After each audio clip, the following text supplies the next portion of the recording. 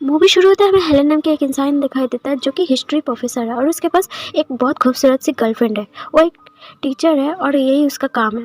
वो जब छुट्टी के बाद घर लौट रहा था, उसकी गर्लफ्रेंड मैरी का कॉल आया। वो लोग जाता है अपने पर्सनल घर में और दोनों साथ में टाइम बिताने लगता है और एक मूवी देखता है। हेलन सो जाता है। जब सो के उठता है, मैरी के ऊपर उसका बहुत प्यार आ रहा था, लेकिन मैरी का तबीयत कुछ ठीक नहीं लग रहा था। वो उठ के चली गई। फिर वापस से हेलन सो जाता है।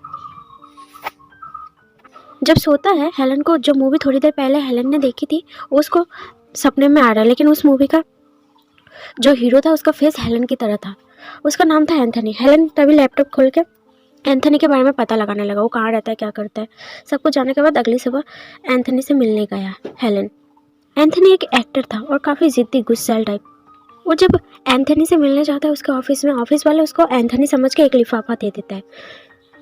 हेलन परेशान होकर उधर वो लिफाफा लेके भाग आता है और अपने घर पर वो एंथनी के घर पर कॉल करता है, लेकिन एंथनी की वाइफ उठाती है। वो सोचती है बाकी लोगों की तरह उसका पति एंथनी है। हेलन बहुत डर जाता है, फ़ोन रख देता है। फिर थोड़ी देर बाद फ़ोन करता है तो फाइनली एंथनी वो सब कुछ समझा रहा था। एंथनी को हम दोनों का शक्ल मिलती हो, एंथनी भी समझ गया और अगले दिन उसको मिलने के लिए बुला एंथनी हेलन को। हेलन गया उससे मिलने, एंथनी को लिफाफा दे दिया और दोनों में बातचीत हुई। फिर कल जो कन्फ्यूज़न हुआ था एंथनी की वाइफ को, वो दूर हो गई।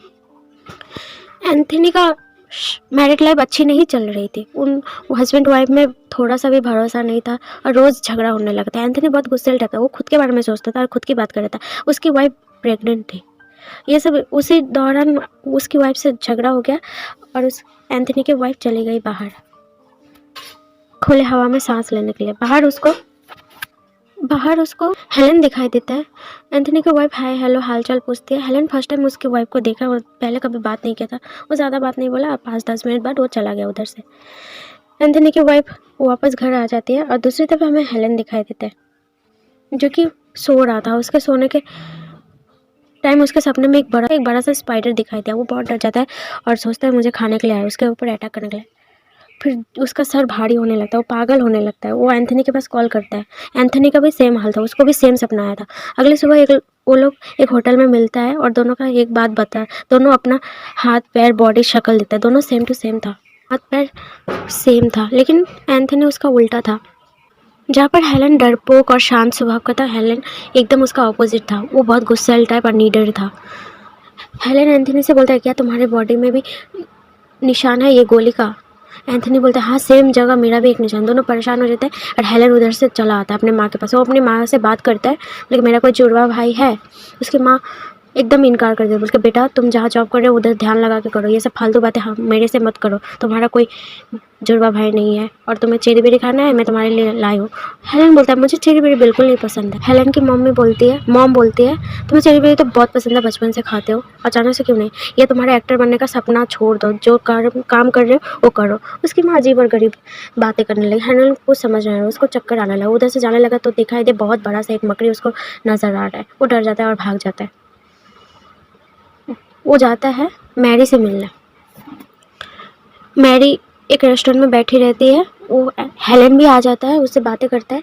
तभी उन दोनों को एंथनी देख लेता है। वो मैरी को देख के फिदा हो गया था। वो उसके साथ एक रात बिताना चाहता था, लेकिन कैसे? फिर एंथनी ने एक गंदा सा प्लान बनाया, बहुत बुरा प्लान बनाया वो हेलन को फंसाने के लिए। एंथनी अपने घर में बुलाया अब वाइफ से मिलने के लिए, बोल रहा था आओ डिनर पर कभी। एंथनी ने हेलन को बुलाया। हेलन बिना सोचे चला गया, लेकिन खाने में बेहोशी का दवा मिला दिया तो दोनों सो गया था, उसकी वाइफ और हेलन।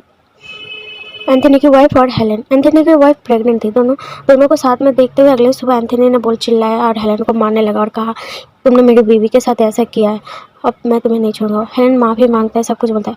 तो एंथनी आइडिया देता है तुमने मेरी वाइफ के साथ ऐसा किया है, अब मैं तुम्हारी गर्लफ्रेंड के साथ एक रात बिताना चाहता हूँ, फिर उसके बाद से तुम्हारी ज़िंदगी से हमेशा के लिए चला जाऊँगा। हेलन मान जाता है और एंथनी हेलन का एकदम ड्रेस लुक बना के मैरी से मिलने जाता है। वो मैरी को एक बहुत आलीशान होटल में ले जाता है और वो लोग एक रात बिताने लगता है। लेकिन उसके बाद मैरी को एंथनी के हाथ में वेडिंग रिंग का निशान दिखाई दिया। मैरी बहुत परेशान होते रोने लगती है और बोलते इतना दिनों से तुमने मुझे धोखा दिया। वो जाने लगती है। एंथनी भी उसके पीछे जाने लगता है। वो कार में बैठ के बहुत गंदा सा, एंथनी को बहुत जल्दी गुस्सा आता था, बहुत गुस्सा आया, वो कार चला रहा था। फिर दूसरी तरफ हमें हेलन दिखाई देता जो कि एंथनी की वाइफ के साथ लेटा हुआ था। वो उसके करीब आने से डर रहा था, लेकिन एंथनी की वाइफ उसको गले से लगा लिया। एंथनी की वाइफ जानती थी कि ये हेलन है, एंथनी नहीं, लेकिन दोनों में प्यार होने लगा। वो दोनों बहुत करीब आया। दूसरी तरफ उन दोनों में बहुत झगड़ा हो रहा था और उनका ब्रेक फेल होने के बाद, उनका बैलेंस बिगड़ने की वजह से ब्रेक फेल हो गया और कार बहुत बुरी तरीके से एक दीवार से टकरा गया और पलट गया और दोनों की मौत हो गई। ये सदमा उसके दिमाग में, हेलन का दिमाग में ये सब आया और वो अचानक से उठा और रोने लगी। तभी एंथनी की वाइफ उसको संभालने लगी। फिर अगले सुबह एक लिफाफा जो एंथनी को लौटाने आया था उसमें एक चाबी था। हेलन तैयार होकर वो चाबी लेके उस घर में जा रहा था जहाँ एड्रेस लिखा था। तभी एंथनी की वाइफ के कमरे से आवाज़ आई कुछ। उसमें बड़ा सा स्पाइडर था और एंथनी और हेलन बोलता ये तो होना ही था। इसी कंफ्यूजन के साथ ये मूवी एंड हो जाती है। तो कैसा लगा मूवी ज़रूर बताओ। तब तक ले टाटा। अगर आपको ये मूवी देखना है तो हमारे टेलीग्राम चैनल पर ज्वाइन हो सकते हो।